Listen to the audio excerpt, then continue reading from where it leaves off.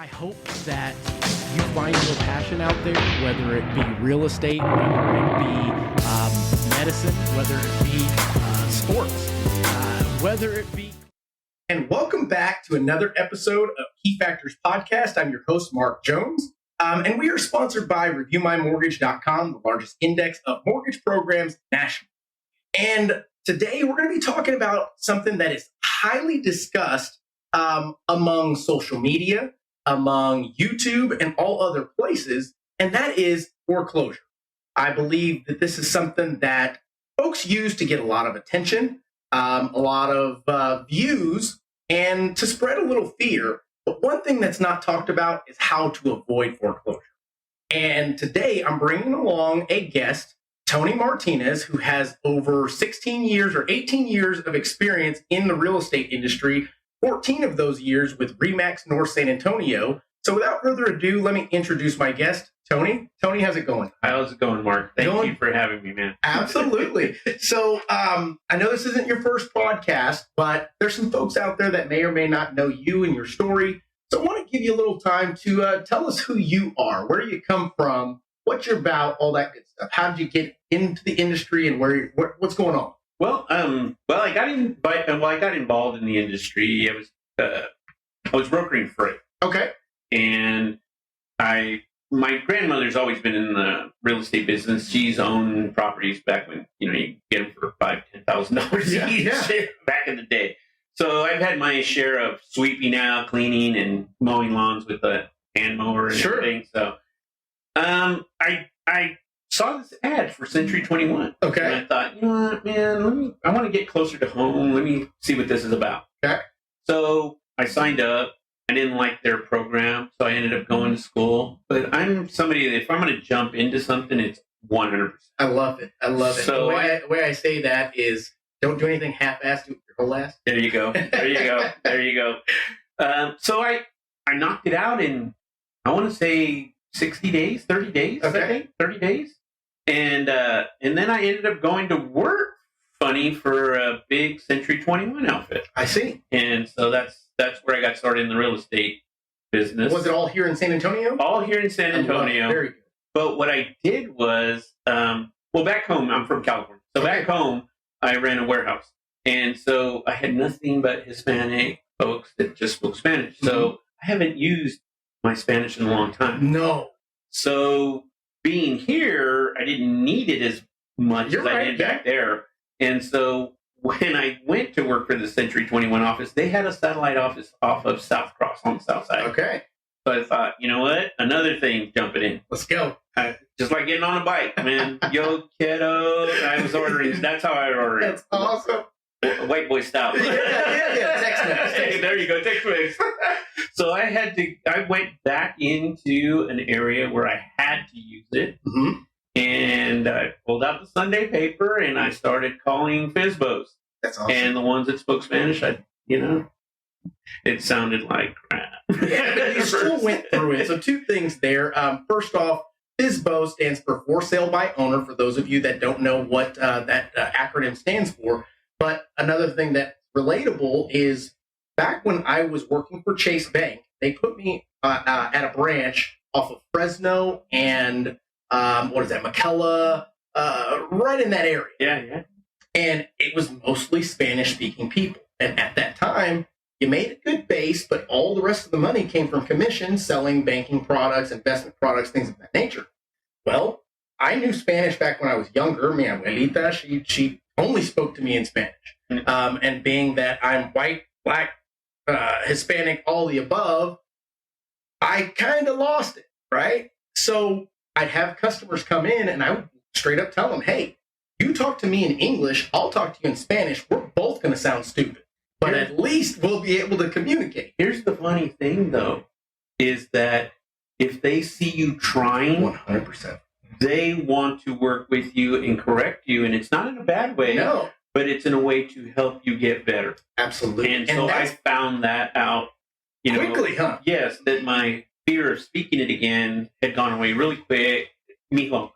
That's right. That's right. They would repeat it back to me. Or I'd use things like, instead of, car, I'd try to, Caro. Yeah, or or try to what's the word I want to use here? I want to describe it. Sure, and they would tell me what the word was. is. Okay, Yes. So I kind of go round it and roundabout. It's just a cool concept because a lot of folks are scared to even attempt that. Yes. And we'll find, just like you said, they're very willing. And I say they, I'm talking about Spanish speaking internationals, things of that nature, are very willing to help communicate with you and teach you and kind of hold your hand through it if you're willing to do the same. Yes. And it's not just in that culture. I found that it's in every culture. 100%. Google Translate helps you tremendously now. Yeah.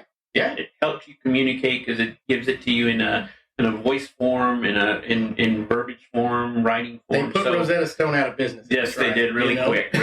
But here's the thing: if you keep it simple, it stays simple. If you get too complicated with that, you're going to find that you're overeducating the concept or the conversation. Else. If you look over here, I've got a little plaque that says rocket scientist. Why? Not because I'm a rocket scientist, but it's a reminder to keep things simple. Yes. They don't need to overcomplicate anything. Yes. Especially when you're dealing with mortgages and real estate and people's big purchases, etc. Yes. So I want to ask, once you got into the business, it was maybe a couple years later that you found Remax. What was that transition like, and what have you been doing since? Because I do know that Remax North runs a very solid organization. Rich over there is doing fantastic. Tabor's been running. I mean, you guys are awesome. So here's the thing about any brokerage, right? In Remax in particular, at the time when I made the switch, you need to educate yourself, right? You start learning your way through the ropes, and you start your commission. Either you're on a split, and you start working your way up to that 100%, so to say, so to speak. So then you start looking at other things. Hey, why is it better over here? What are you doing? You hear from your friends and whatnot that you develop in this business, right? It's a relationship business, so you're constantly. And it's a small business if you start digging in. Yes. And so I started doing my homework. And one of the things I found that Remax had a brand that was right up there with Starbucks, McDonald's. They're one of the top 10 franchises to own.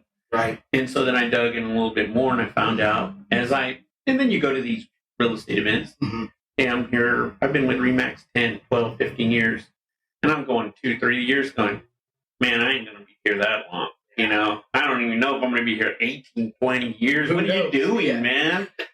But then you start digging into it, and you see why you're there. One, you love this. Sure. You do this for a reason that you love it, right? You love helping people. And I think it's a concept that you have to learn right off the bat. It's not about money. Money comes. Money will always be there. But if you're not building relationships, you're not going to be in this business very long. You're not wrong, especially in a market like today. Yeah.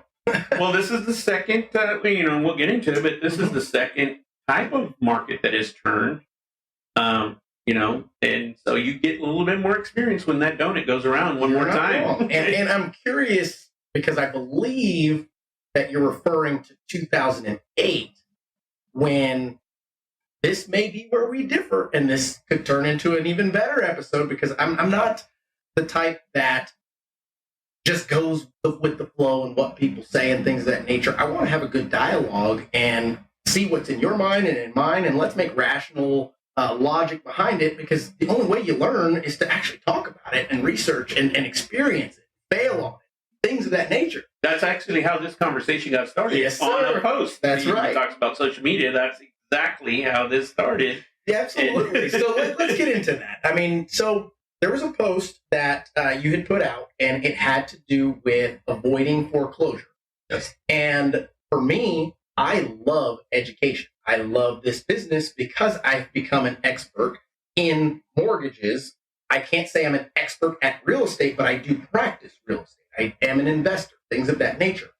But I think the way that you posted that was a great way to do it from an educational stance, whereas a lot of folks out there are using it to generate leads. They're doing it to spread fear. They're doing it for other reasons than what you did in your intent. And it was very clear in your intentions of that. But think the banter that went on in the comments led it to believe that we're headed towards the same market as 2008.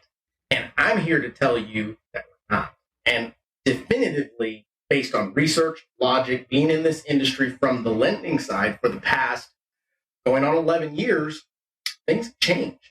I think the biggest reason why it's not is 2008 was caused by fraud.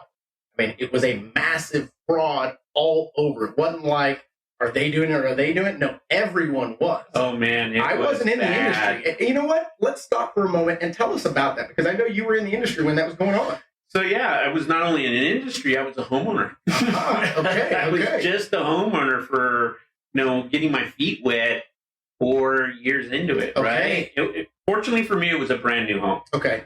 So I gotta say that was a plus, because as you know, if you buy a pre-existing home, you may or may not, depending on the age of the house, deal with some things that happen along the way, right? Sure. With a new home, you're babied into it, right? You're not gonna you're not gonna change.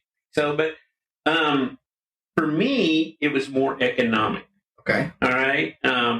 You're blowing and going, man. You're making good money. Kind of like what happened in the last couple of years. Some of these agents that come in, they're making good money.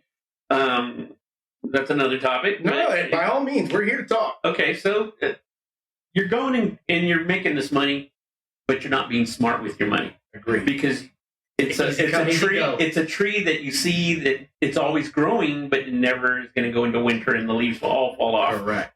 Right? You're not wrong. And that took place for a good 2.5 to 3 years because of interest rates being so low. It was damn near free money. And a lot of folks disagree by saying, no, it's just low rates. No. It's free money. That's free money. Well, if you've gone through a cycle once, and you said you worked for a bank, and I know with all the banks. So that first time around was, right, nobody knew what was going on. Correct. Banks, nobody knew. Everybody was eating everybody else, right? And, you got investors that are opening up their own banks, that type of thing. So, and a good movie if you ever want to know about this, is Too Big to Fail. Oh, that one too. Great. That tells you play by play from Jamie Dimon all the way up, and you'll know why. You said Chase. Absolutely. Chase is a bank of mine. Yep. They're a reason why they are strong. And if you've ever followed them, there's a reason for that. They make smart moves. Correct. Regardless of what you think of any bank, they're smart moves. They're still in business. They got my money too. Yes. Right? Yep. And so I didn't know what I was doing 2 years into it, and 3 years, and you're going, all of a sudden the bottom falls out. You're making good money, and now you're making no money. Right. And so for me, what saved me was my wife worked. And so I was making a payment, and then 3 months go by, no payment. Then I'd make another payment and a couple payments here. So I actually took it was a seminar. Okay. Of these 4 agents that were talking about short sales. Sure. And at that time, I was trying to save myself. What do I do? How do I do this? Or how do I stay? And you talk to a bank, and you're talking, it's like talking to a wall. Right. That person's getting paid X amount of money to give you the party line. Yeah, you're right. You're not wrong. And it's a big, what I found out later, and I call them the 4 horsemen. Bank of America, Wells Fargo, Chase, and Citi. There you go. They are the biggest ones that buy all the notes, the portfolio notes, right? And then from there, they have a spider web of subsidiaries. What's the other 4 horsemen? Isn't it Jim? Jack Daniels, Madrone, Jägermeister. Yeah. Let me tell you, it feels that way too when you're done. Very relatable. Very relatable. Dealing with both of them. So, go ahead. So that's why I call them the more not the apocalypse. Right. But I found that it was a big yarn, and they all serviced each other's loans, which a lot of consumers don't realize that the underlying servicer could be Chase. Correct. Could be Wells Fargo, right?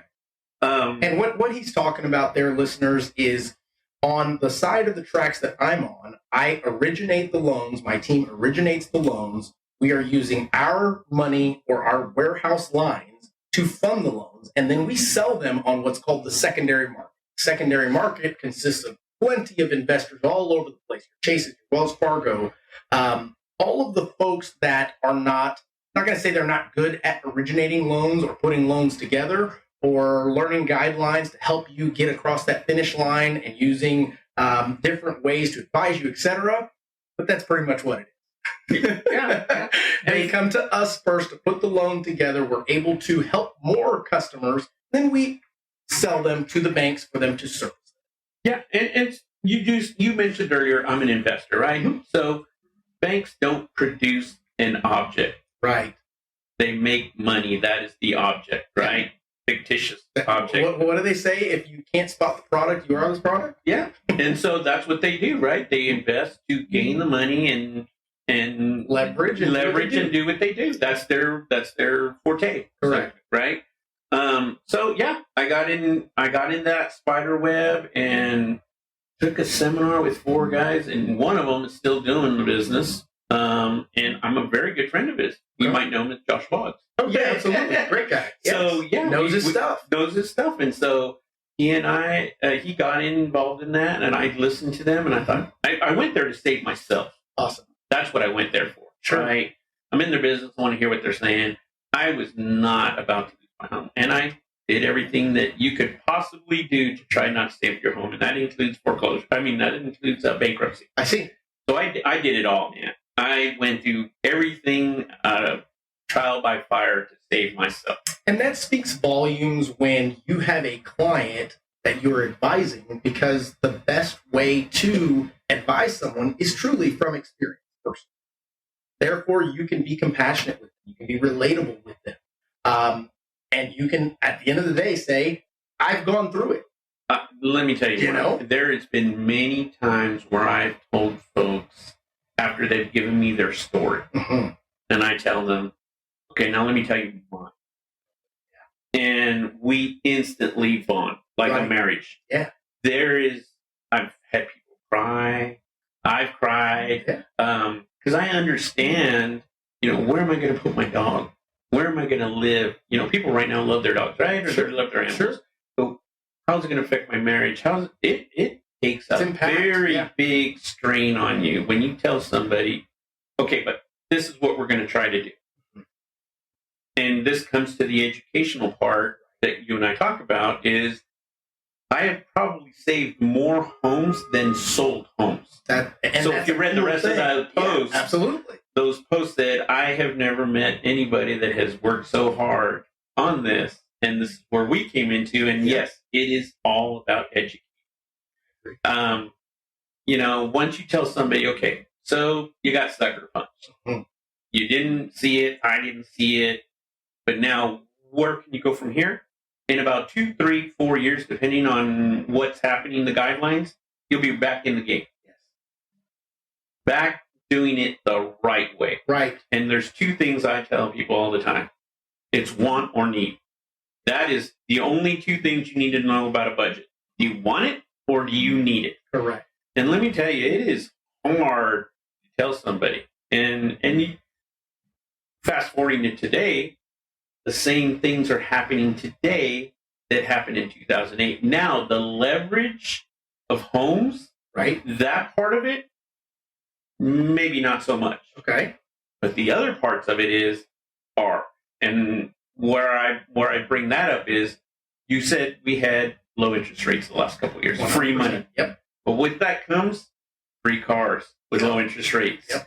But Overextension. Now I can get anything I want, credit cards. And guess what? They did. They did. And it's happening now. Yes, sir.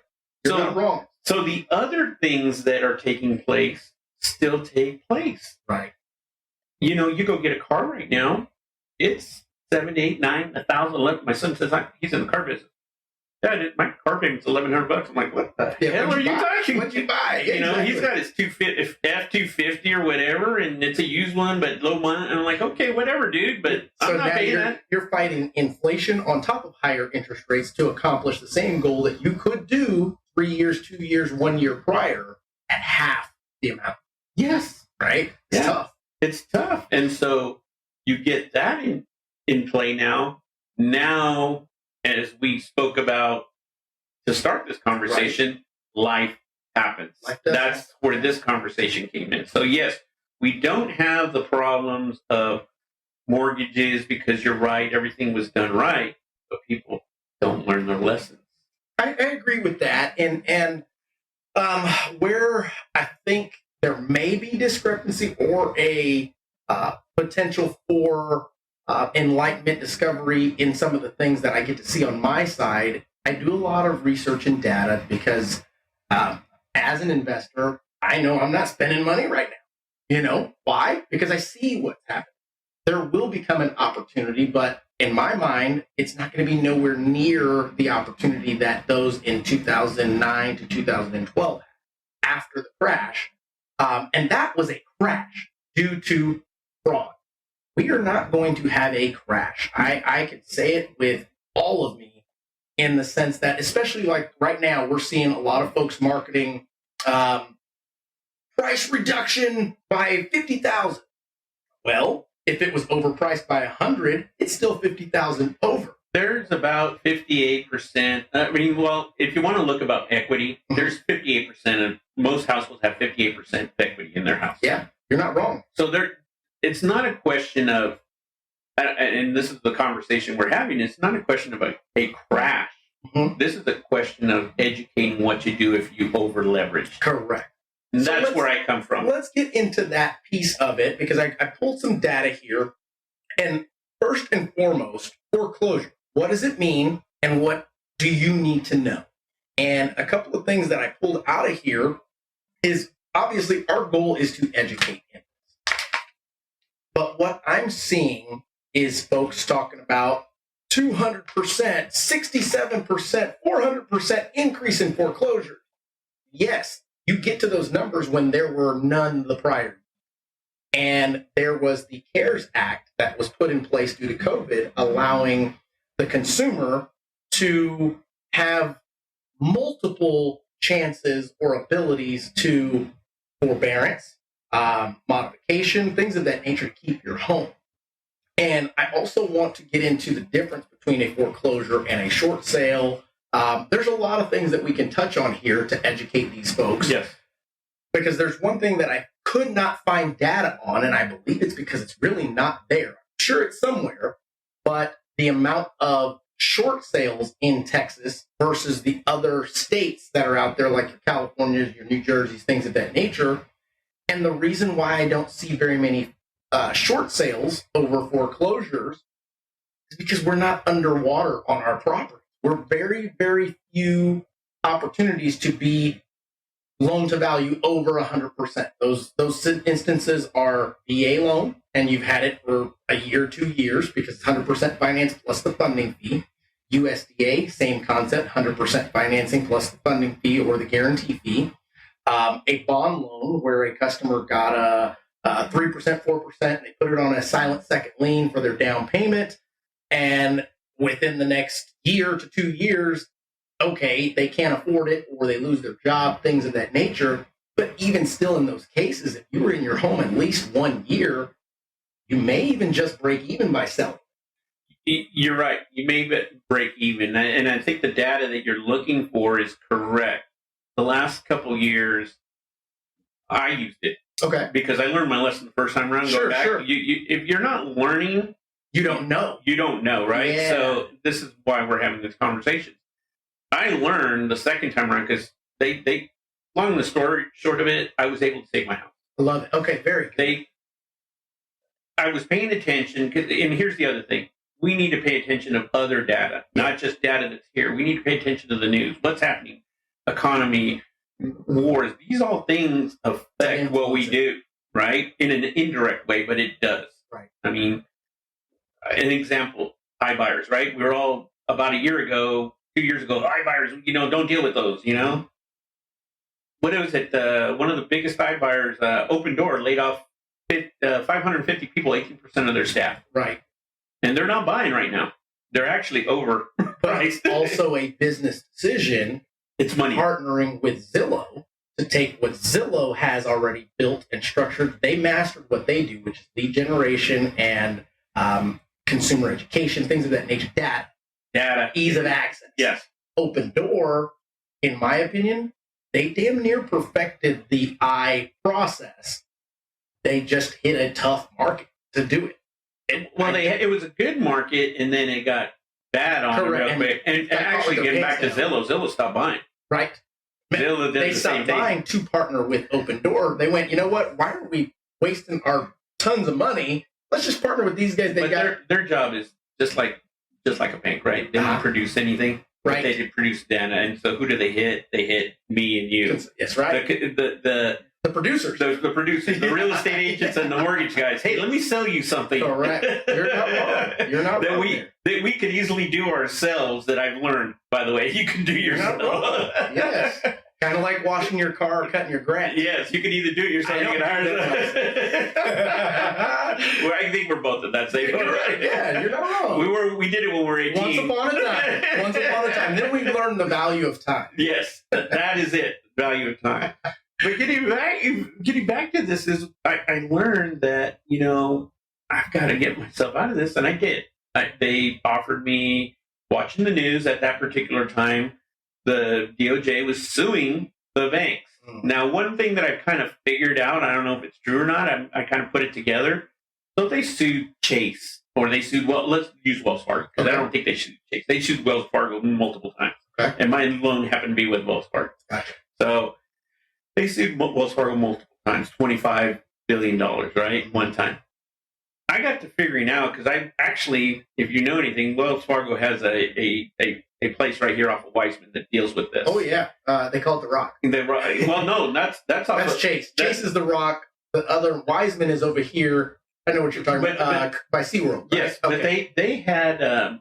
used to be... gosh, what was it called? Another lender, right? That they bought out. And that came into them eating each other up after a while, right?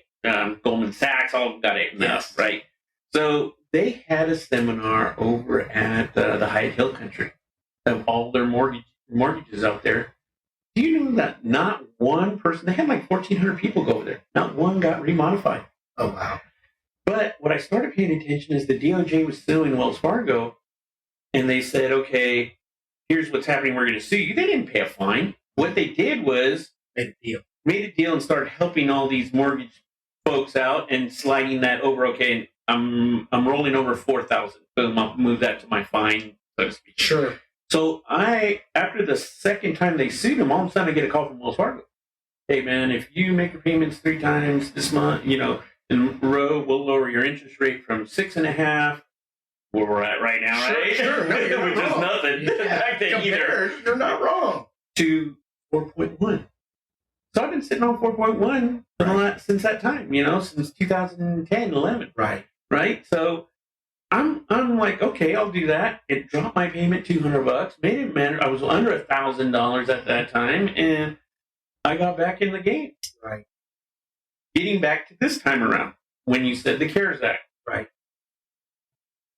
Everything's a click of the button. I pay my mortgage online. So I go to Wells Fargo. There's a big sign. If you need help, please click on this button. We're not going to hit your credit. We will not report it. You have all this time in the world to pay for it, until so I click the button. They give you 6 months not to worry about it. Now, I paid my payment. Sure. I just used it as a safety net just in case, because remember, 2008, I didn't know.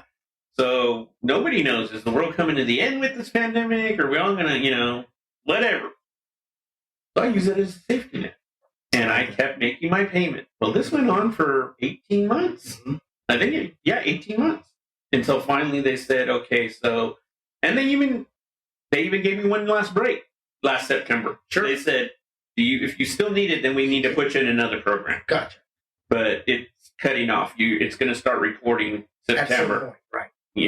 October. I bet even still they would give another. And that's kind of where I was getting to, and we can get to there eventually, but I'll just frame what I'm talking about, which is banks don't really want to foreclose. They're not in the business of selling houses. They're holding houses. They don't want it. It costs them more money. It costs them more money. Exactly. It's more money. Again, they don't produce anything that's physical or tangible. We are the product, right? And I think it's important for us to continue to educate folks on what foreclosure is, what you can do prior to that, because I honestly believe that the short sale word is thrown around a lot, but it's not even a realistic option that you should seek, because you have to be upside down for that to actually happen. And in most cases, people stop making their payments and then they go into foreclosure, freak out. They go, damn, I'm losing my house, when they could have sold, modified, forbearance. So what is upside down to you? For me, upside down is my property is less than what I own. If the value is less than what I own. How long does that take you? It depends. So in the state of Texas, it's 30 days. It's actually 120 days. And I pulled that data in order to, we're talking about, wait, I want to make sure we're talking about when you're upside down the first time you miss a payment on the backside, right? You're getting a call from the lender. Yes, but they can't start foreclosure proceedings. They're not. Okay, you're right. They're not foreclosure. We're talking about upside down. Okay, very good. So upside down to me is you've already missed one payment. Okay, and then so your upside down is there's a flag there. Upside down, behind on payments. I think we should use that word instead. Okay. You're behind on payments, whereas upside down is what took place in California, in Florida, in all these places to where they were buying homes $500,000. A year later, it was worth $400,000. Yes. We don't have that issue in Texas. We don't have that issue, but again, it's neighborhood by neighborhood, market by market. Agree. So, but in general, and loan scenario by loan scenario. So the percentage of that happening right now is probably we're probably less than maybe 10%. If we had to say maybe 8%. Say as a nation, we're at 5%. Okay. Look that up. And then in Texas, I couldn't find the data. I mean, I scoured it and I'm going, where the hell is the short sale data? I just think that we don't have enough situations to where our value is less than what we owe. Yeah, I think, and I pulled it, I think in August was the last time I saw it was like 322 homes. Okay. Total in Bexar County for that month. And that is because they've already got height.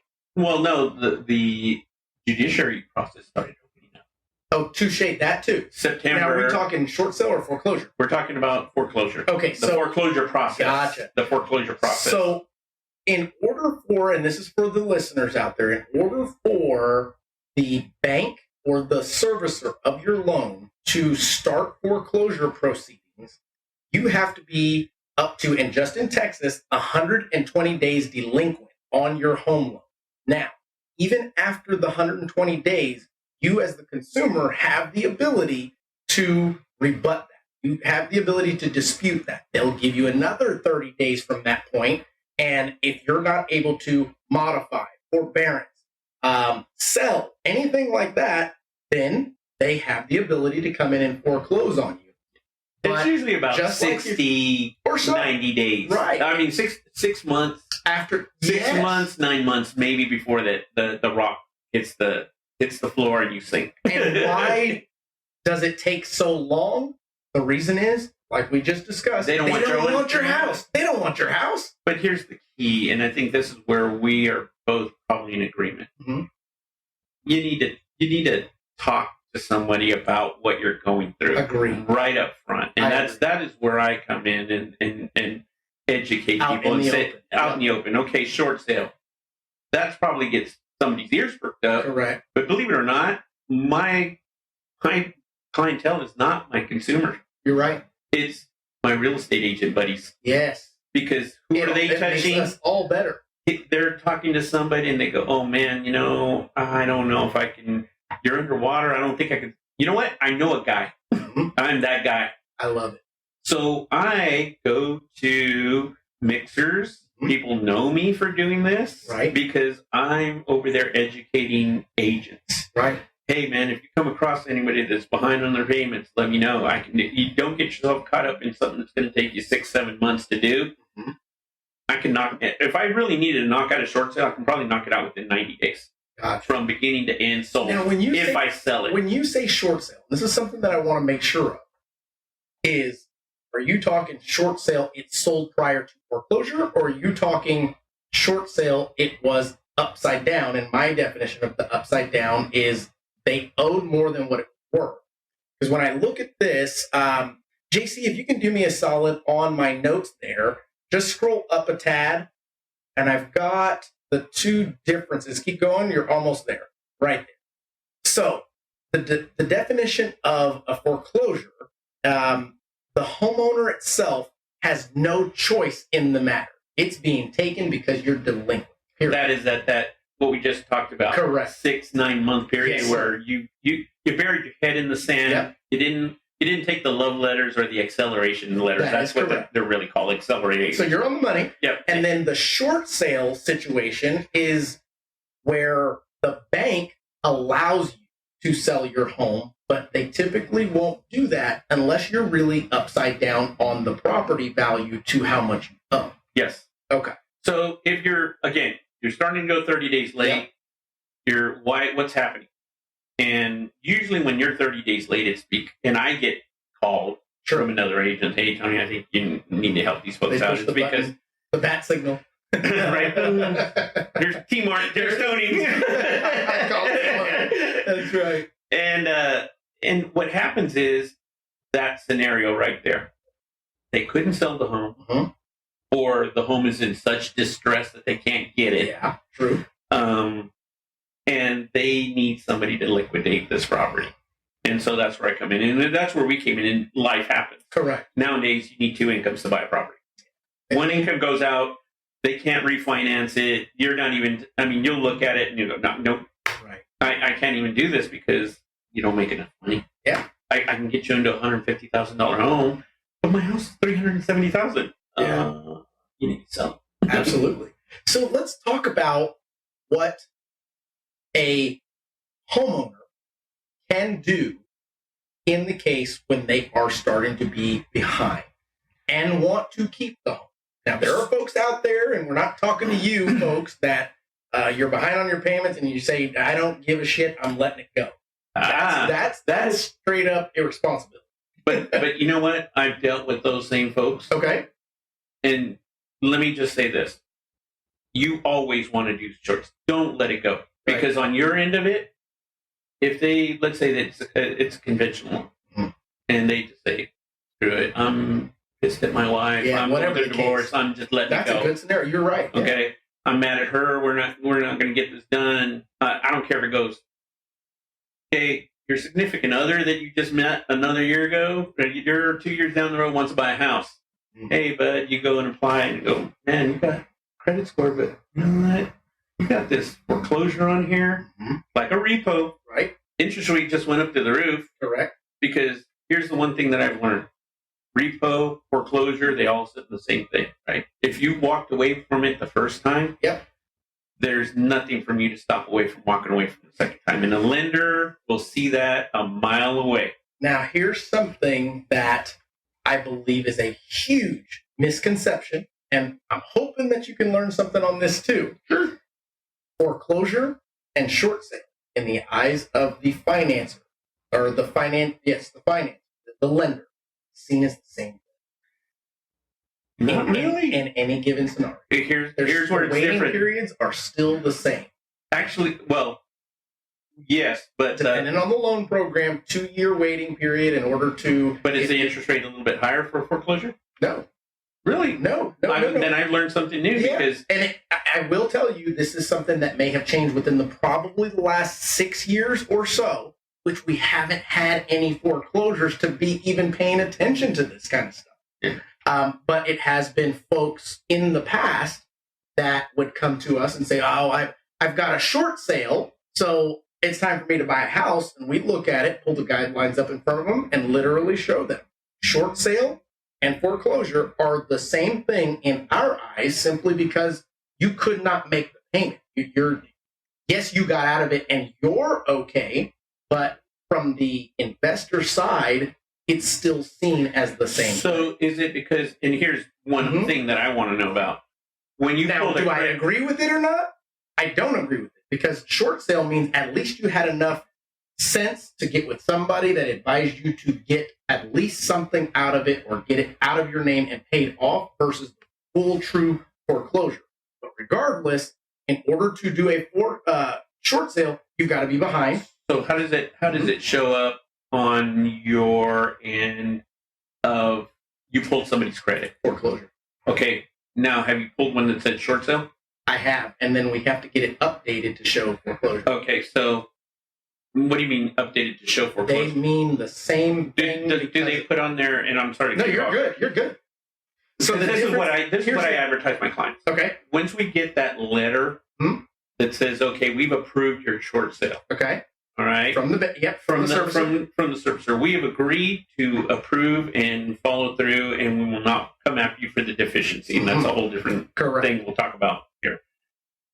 What ends up happening is I wait 30 to 60 days after the sale. Okay. And I tell them to go pull their credit. Right. Either get with the lender, go to your 3 servicers, Equifax, TransUnion, Experian. Right. Pull your credit, see what it says. If it says foreclosure on there, then turn in the letter, because the letter says on there, there's verbiage on there that says paid less than agreed on. Right. And they have that put on their mortgage rather than foreclosure. Right. And I've had them do that 3 to 6 months. Here is the good part about what you're talking about is in order to purchase a new home, whether it is short sale or foreclosure, the home that was foreclosed or short sold needs to be sold. So the tough part about foreclosure is they can foreclose on you and sit on it and not be able to sell it for a while. This is being the bank. Therefore, your waiting period has not started. So the 2-year waiting period, 4-year waiting period for conventional, 2-year for government type loans has not started. That time period starts when the home is sold from the bank to the next person. Now, the reason for that is because and this is what we both can agree on this, they're having to get rid of any doing your liens. Job. Yeah, they're having to get rid of any liens that are on the property. 100%. Anything that's a mechanic lien that you didn't know about, secondary lien, HOA liens, they're the primary. And it could take them a year or longer. Up to 10 years is what the regulation. Now, I don't know anybody that is, or any bank that would want to hold on to it for that long. They'd rather take the L. Yeah. But in a short sale situation, that waiting period starts as soon as you sold it. You did your part, boom, the waiting period starts, and people believe that the short sale saved them to be able to buy a home. It's not necessarily the fact that it was a short sale versus a foreclosure. It's the fact that it sold, and it's now zero. And they're able to learn to make sure that they raise that credit score up. And yes, because you need credit. 100%. Regardless, credit is king. There you go. I was going to say, regardless, either one are going to mess up your credit. But what the difference is, and the degree of credit. Yes. The difference is the waiting period, and I want to make sure I'm clear on this. The waiting period to purchase a new home, let's say it's 2 years from a foreclosure or a short sale. The short sale, you know that it's sold X day, blah, blah, blah, blah. Foreclosure, you have to actually take the additional step to research to find out when that deed changed a second time after the foreclosure to know when that waiting period started. So maybe that's the difference. So then probably where we're trying to get to in the same thing that happens along that way, and I just touched on it, is the credit part. Yes.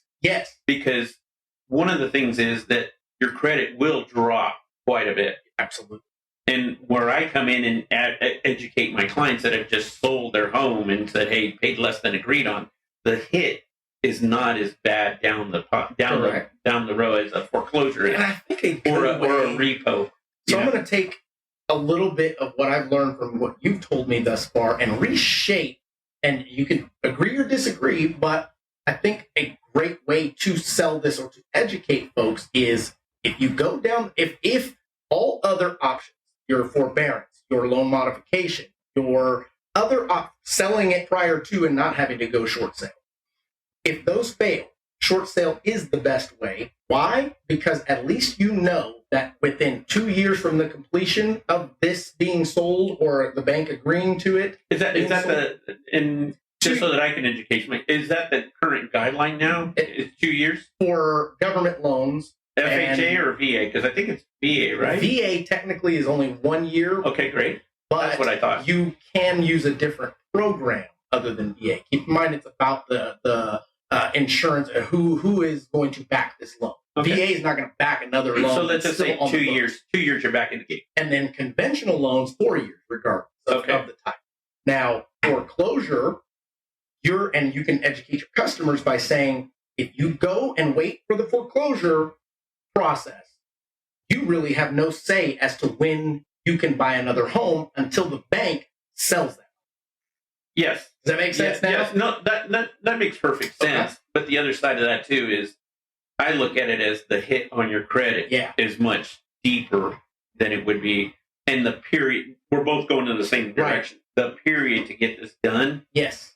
It's a bigger hole you're having to come out. It's not a guess. Yeah, it's not a guess. It's a bigger hole. Yep. Okay, so I think we're both on that same line, whether it's the period of the foreclosure when you can buy a home or how you can reestablish your credit. The length can vary. I think by doing a short sale, your length of carrying over and trying to raising your credit score is much substantially better than foreclosure. And I think a lot of folks tend to... If you're, and we're military USA, yes, you get a foreclosure on your credit, and you work for the NSA. They won't allow it. They won't allow it. So you're right. Let's just take that one step further. Don't even go there with that. That's because you will not get to talk to your uncle. Yeah, no, you're not wrong. Or like us listening to somebody else. That's right. That's exactly right. But and I've helped folks on that and let them know, look, man, you can be as mad as you want at your significant other. You can be mad as you want about the situation. Your livelihood after this is what's gonna affect. And I think that is what a lot of folks tend to discredit is their credit. I'm screwed. It is what it is. I'll never use credit again. There's a lot of jobs now that look at your credit, and they want to see what you're doing. Right. I mean, lending. You work for a lending institution.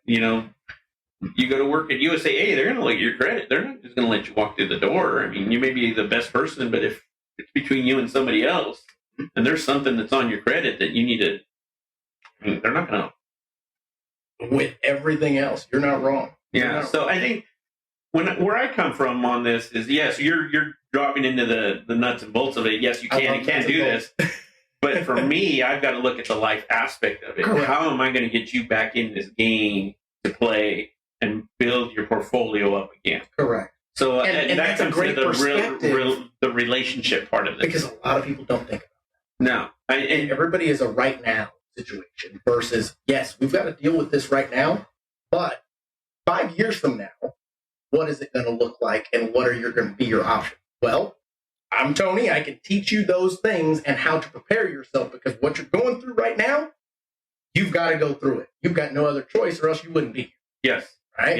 Yes. And that's really where I come from. You touched on one word earlier, and that is forbearance. I've been doing this a while. And I have yet, forbearance is just like a foreclosure. The bank doesn't want your house. And there is no way, I haven't seen it. It probably happens, cash for keys, and the bank comes over and says, give me the keys and I'll take over your house. The forbearance is what they put I'm sorry, not the forbearance. I'm thinking of... modification? No, it'll come to me in a little bit what I'm thinking of. Not the short sale, not foreclosure, not... Deed in lieu of yeah. That I have never seen a deed in lieu of anywhere. The bank doesn't want your house. They don't want it. They don't want it. They'll offer it to you because they have to offer it to you. Correct. But there is no way that they're going to go into foreclosure. So that leads into kind of a almost prediction or a pulse check to see what you believe is going to take place in the next coming years, simply because we have so many things I believe we did learn from 2008 as not only an industry, but also consumer-wise, because there's more education out there about it. The fear of what took place in 2008 was embedded in everybody's everyday life. As when you talk about the great crash of 2008, you know what we're talking. Yeah, and I'm in agreement with you that I don't think we're going to have a drastic change. So I've got a video that I want to. Matter of fact, let's jump over to this quick article so I can read a couple of things, and then I want to play a short video after the back. So this article that was sent to me by one of my loan officers, it's called The Real Deal, Texas Real Estate News, Foreclosure Spike in North Texas. And everything, that you see on social media, on YouTube, things of that nature, they're trying to get clicks. So they use words like spike, massive increase in foreclosures. And those words need to be taken very lightly. Because as we scroll down on this article, here we go. Let's see here. North Texas lenders have scheduled 795 homes for foreclosure auctions next month, a huge year-to-year jump from only 331 last September, in Dallas Morning News reported. At the height of the market boom, homeowners facing foreclosure could usually sell their home before it came to the point of actual foreclosure. Let's see here. But as the housing market cooled, distressed homes have lingered in the market, leading some motivated sellers to cut their asking prices and still struggle to sell before the auction of the deadline. And that's kind of what you were talking about earlier, is we increase so much so fast and people have their expectations up, and now they're having to lower it, but they can't lower it enough to sell it quick enough in certain markets, just like you were saying. Yes. And that is the case here in this scenario in Dallas. But then when you take a snapshot look back at the actual foreclosure, bird's eye view is what I like to call it. JC, can you go over to the slide that, you know what? It won't pop up on the screen, but that's okay. If you take a bird's eye view, matter of fact, just put it on there and then I can talk about it. It's the very last one, the very last scene on OBS. Oh, yes. Yeah. And I can talk about that. Boom. So what the viewers are looking at right now is a chart of historic foreclosure amounts. And I think it goes back. How far back does that go? It is tough to see. I think it goes back to, who knows? I think it probably goes back to 2000 or even 1990. Yeah. 0102. Okay, to 0102. Yeah. And in 2008 and 2009, and probably 10, you see a huge increase in foreclosure. I think MBS Highway has one. Absolutely. I looked at MBS Highways too. So we subscribe. I love MBS Highway. Yeah. I mean, he's a great resource. Have you ever been to one of his masterminds in Vegas? No, but he gets on these other guys' podcasts that they've gone to doing something else. But they're out of California, and that's where I learned from him. Smart cat. And been following for years now since that. These guys that do mortgages out of California, they do this same thing, and that's where I learned about him. Yeah, and he's pretty cool. He's on point. Yeah, he is. He knows stuff. So and you're right about what we talked about foreclosure, because I mean, I think what did I look at? In 2021, it was like 69,000. Right, total. Then it doubled. Correct. Getting back to what you just talked about, and that. Okay, 100% increase. Okay, it went up to 168,000. Correct. So, but in 2008, it was like in the millions. Correct. And I think that's where folks tend to zero in, where they need to be showing a bird's eye view perspective of what's actually happening. Because when they say we're back up to pre-pandemic levels, we should be. That was pre-pandemic. Yes. Which, in that aspect, is nowhere near where we were in 2008, where you guys on the internet are saying we're having a crash. There's going to be a ton of foreclosures. No, I'm not going to say that it's a normal, healthy market to have X amount of foreclosures, but it's inevitable. Like you said, life happens. Life happens. There's two scenarios that I'm dealing with right now currently. Mm-hmm. One is a divorce situation, and the other one is a death. Okay. And both of those don't really have to do with the climate of what's happening in the economy. No. Those are situational. Those are situational that happen.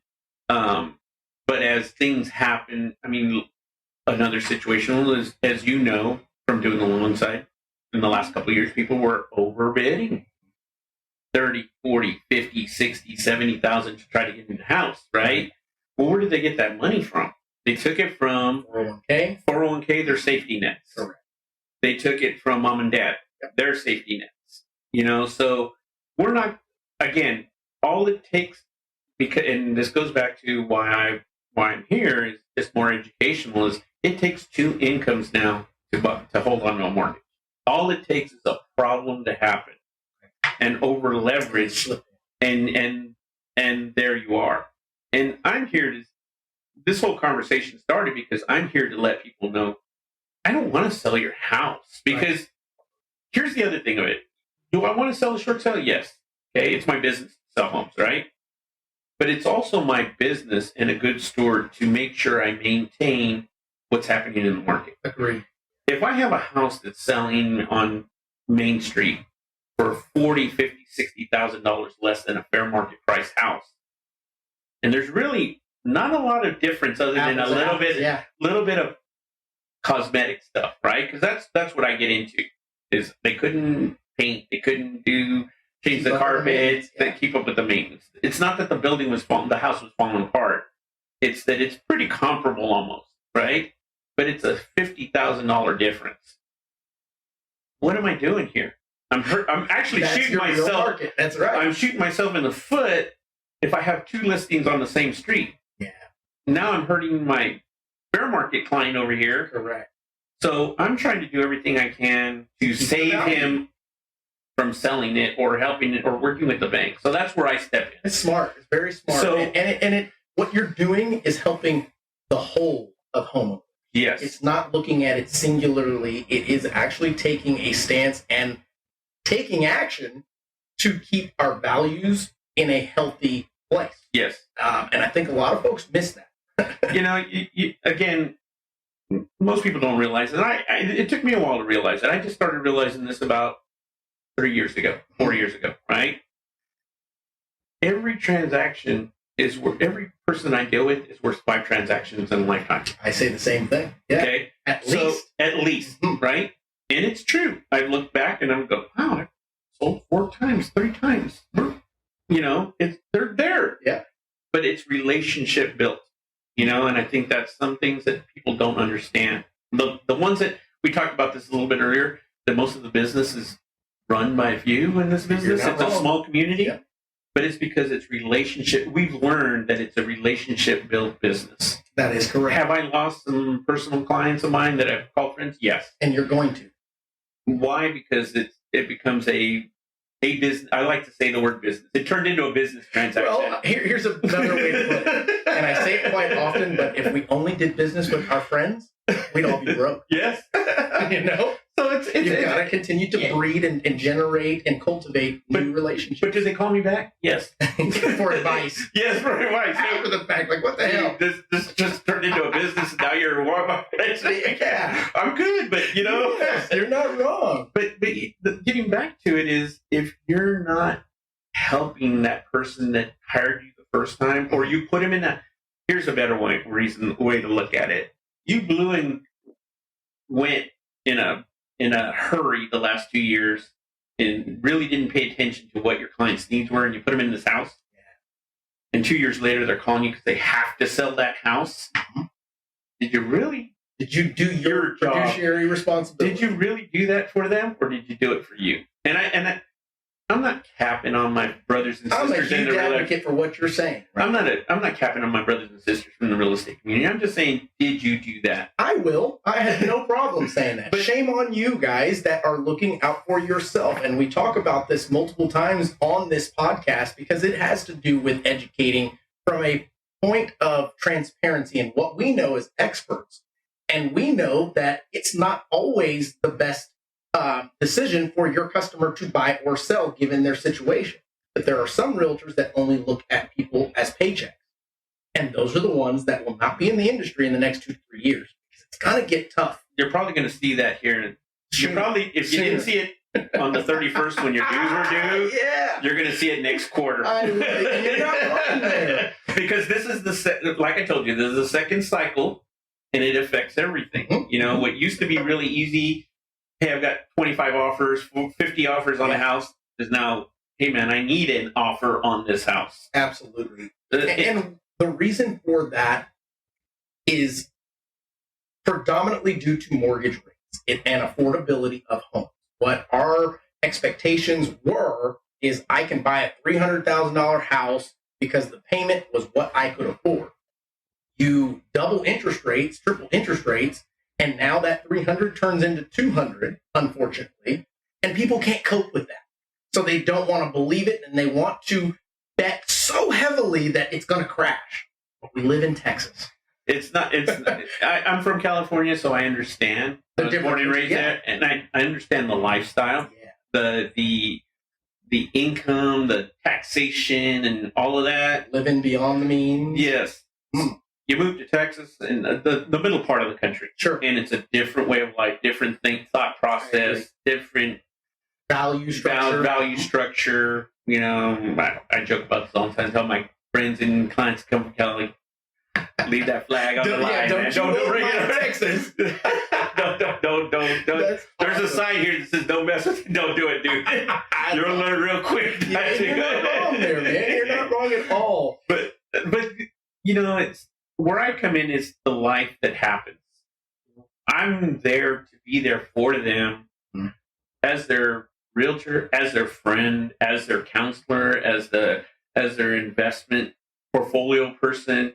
Is this a smart move? And I think you're doing a good job. And that is where this comes from. And again, I start off with when I'm that flyer that I made, it's for my realtor friends that know me, that say, hey, or the ones that don't know me and will know me from another friend that are saying, hey, dude, you need something, you go call Tony. He'll help them out. I tell you what, one thing that this is left field, but I am very big on digital marketing, things of that nature. For you joining this podcast, all that good stuff, I don't want any of your business, but I am going to help you in getting things like that on a digital front with ease of access. And I'll provide it all to you. Thank you. We'll get together next week, all that jazz. Before we end this off, I wanted to play a quick video and then kind of get your opinion on it, because there's quite a bit of nuggets within the video, and I want the listeners and viewers to see this and just get what our take is. Yeah, I mean, I think we're going to trend downward into next year for sure, right? If you look at kind of the pace that we're on right now, we'll cross that 0% threshold right around April of next year. And then from that point forward, it's really dependent on a number of different factors, one being interest rates and the second one being inventory, right? That inventory continues to put upward pressure on prices and will limit the amount of decline that we'll see out there in the market. Limit the decline, and you and I have talked about this, how the housing market might be more in a freeze than falling off a cliff. There's also been some questions, though, about whether the level of foreclosure activity picks up once some of these special pandemic programs end. Could we start to see any pressure points there? Yeah, and not in the near term, right? So if you look at serious delinquency rate and you look at foreclosure activity taking place in the market, foreclosure inflow is still below pre-pandemic levels. Active foreclosure inventory still below pre-pandemic levels. Now, you are starting to see some uptick in early payment defaults among FHA-type mortgages, which will make their way downstream into that pipeline as we move towards the tail end of next year. You've got some CARES Act provisions that expire as we move into 2022. And so I think the trajectory for foreclosures likely is on the rise here over the next couple of years, but not a massive explosion of foreclosure activity that we saw last time around. We're just simply not in that type of environment. And we talk about pent-up demand, but demand is weak right now because people aren't really trying to buy. I mean, they're all watching prices. They're kind of waiting. They're watching rates. What would it take to really unlock a wave of demand? Yeah, I mean, you're absolutely right. If you look at our Optimal Blue rate lock data, there were 50% fewer purchase mortgages locked in November than there were at the same time last year. Simply put, mortgage purchase demand is down 50%. So in that short clip, and obviously it's CNBC, she's doing her damnedest, in my opinion, to spread a little bit of fear. And the Black Knight rep, Andy, is continuing to give raw data and information based on his perception of everything, not just what's happening right now. Yeah. And a lot of folks see this and they don't listen to the other side. They just hear the fear. Yeah. And from what I heard sellers are slowing down a little bit. We're not going to fall off a cliff like we did before in regards to the prices of homes. Mind you, California's and the fluctuating states are going to always fluctuate because they've got fluctuating values, fluctuating, et cetera, you know? Yeah. But he goes on to say that the foreclosure is nowhere near what it's going to be back. And he's referencing the 2008 crisis. Yeah. What he didn't say, and I understand why, nobody likes to talk about fraud. Yeah. That's why that one. This one is economic issues, pause, pumping money into the system, fear, uncertainty, all of those things. So we've got to kind of slow down, Put it in perspective of what really happened. Yeah. We all took the longest spring break ever known to man. That was a cool way to put that. I mean, if you really want to talk about that, do I really need to go to work? Hey, I can work from home. Pajamas. I'm in my PJs. I'm in my boxers. That's awesome. Nobody's going to see. And if they do see me on a Zoom, it's from Face up. face Right. chest Right. up, But I'm in the background in Hawaii. Biggie. So it's the longest spring break ever, right? Yes. We all partied. We all did. But here's where I'm coming from. What did you do with your money that you should have been doing with what you needed to do? Agree. And that is where I think it's not fear. It's mostly what did you do to create your situation that you're into now? Concern. Yes. And you've got to see or hear the full situation. The full context of it. And they're all different. Be able to advise. Yes. Because let's just face it. For every person that got a chance, some people use the chance. Like I said, I learned my lesson in 2000, so I used it as a safety net. What if? I don't know what tomorrow is, whether I get Just in Rona. case, this is in place. If something happens to me, what's my wife going to do? My kids, what are they going to have to do? That's why I did it. The other ones that took the money and, didn't make the payment. I got money in my pocket now. I'm here to spend. I'm going to Vegas again 3 times this month. I'm all rolling on black or red. Those are the ones that are going to see me. And I think where he's coming from, and I could be wrong, and we touched a little bit on it, people use their safety nets to get into houses. Now, I touched also on a little bit, when I bought my house, it was at 6.5% interest rate. Right. But my house was $120,000. Good point, yeah. Now it's worth, if I sold it tomorrow, $370,000. Correct. Can I pay, I'm in a business, so can I pay that? I can. Right. But if because of where you started. But if I'm W-2, right, and I'm making, let's just say I'm working at Toyota. I don't know what it is, but I'm going to guess 18, 20, 30 to 25,000. Okay, so 50,000, right? Am I going to be able to make that same house payment? Yeah, if I want to just have Campbell soup. But Campbell soup went up in price too. That's $250 a can. I keep going back to it, but have you tried to buy chicken lately? No, man. I just was at the store. I get my ribeyes over at Costco still, so I get the bigger ribeye for $50 for 4 of them. Awesome. I don't have to go to Perry's. I love it. Today is Friday, so you get that's right. That's right. Pork chop Friday. That's it. But I mean, the thing is that the other life experiences are happening. Lettuce. I mean, chicken. You're right. I didn't even realize egg cartons were almost $7. It was $4 not too long ago, right?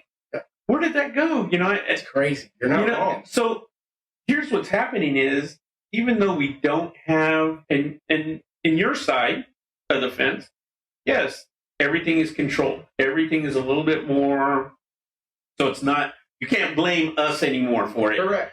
We took a beating for the last, after 2008, the mortgage guys took a beating. You're the bad man. You're the bad man, because that's who they pointed the finger to, right? Not wrong. So now they can't point the finger to you. Now consumers have to look at themselves. They got to really look at themselves and say, I put myself in this spot. Agree. I'm going to tell you right now, when I do a short sale, and banks are hip to this now, if that's a word, that probably dated some people, right? It's all right. But just so you know, short sale, I do your job. I have to basically opt out a person out of their home. So I have to collect their last 2 years, everything you do, last 2 year tax returns, to prepare it, to provide to them, to say, hey, I really am needing this. Their pay stubs, their bank statements. I got to do it all too, man. Right? But here's what I also see. when I see their bank statements and I'm dealing with that underwriter from the bank that says, why should we give this guy a break? I mean, the only difference is, well, not really a difference because you guys have letters too that you have to explain, right? Oh, absolutely. So mine is the hardship letter, right? They look at those bank statements. If you're going to Wendy's, Burger King, McDonald's, and you're not going to HEB to buy your groceries, they see it. You're going to decrease your chances of them. They look at that stuff, and I started catching on to that a few years ago when they're like, well, you know, they're going out to eat. What do you mean looked at their bank statements? There are McDonald's, Burger King, Wendy's, you know, all these Ruth Chris, Berry, you know, people are living a life of convenience. Right. Why should we help you? You know? And so they want to make sure that you're doing it your part too. They're going to have to take the cut. But life happens, man. And that's, I think, where we're at right now. People use their safety net to get into free money. Don't over leverage yourself. That's the one thing I want to advise people on. Advise your clients if they over leverage, they did everything they get, make that payment. Because they still have a chance to save themselves. And it's the first, I tell this even in my office, because my office, they don't want anybody messing around with short sales. It's a bigger issue. It's a messy situation, yeah. It's a messy, well, I'll give you an example. If you don't know, one of the things is on a new home. You go buy a new home, the first thing that come around are the guys that want to give you water softeners, the solar panels, everything, right? So those are all liens on the house. Yes, sir. And they hide those things in those title commitments. The first thing I tell people is pull that statement out, talk to them and say, are we going to have a problem? Especially in this market where things are slowing down. Sure. Are we going to have a problem in 3 months if I can't move this house within 60 to 90 days? Have those honest conversations. Don't lie and tell them, oh, I'll sell it tomorrow. And this is not $1 million listing. I'll sell it in 30 days. Right. Let's be fair and honest with our consumers and say, hey, if there's a problem, I need to know now. Because if we're going to get into a problem, I need to know or get somebody to help me sell this place. Man, that's good stuff. And that's where I come in from, man. I want to be a good steward, and that's what I've learned. I've been doing this for a long time. I'm always that person that I helped save from their foreclosure or their short sale have already bought and sold for me 3 times already because that's how long I've been doing it. Or they'll hear coworkers and they're stressing about something. They're getting right. Or are you okay? What's going on? And sometimes they open up to people. Your coworkers are probably more than family to you because you're with them more times of your life, right? So they're going to tell you, I'm having a problem. They're at least going to be able to tell, I know a guy that can probably help you out. And that's where I'm from. I want to save their house, but if I have to sell it, I would rather sell it, get them back in the game so they can come back and see you, Mark, and get another loan and go do this again. But be smart about it next time. Those 2 words. Do you want it or do you need it whenever you make a purchase? I love it. Tony, thank you for this. It was a great conversation. Thank you for having me on, man. What started off as, what are you talking about?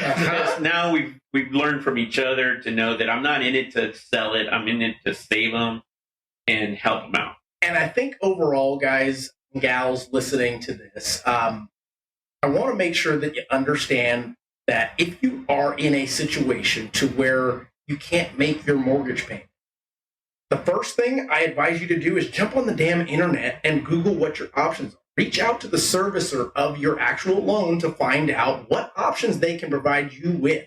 Because as we've discovered here and discussed, they don't want your house. They don't want to keep your house. They want you to make your payment on your house, but if you can't, there are options. And since the pandemic took place, there are even more options available to you as a homeowner to keep you in your home.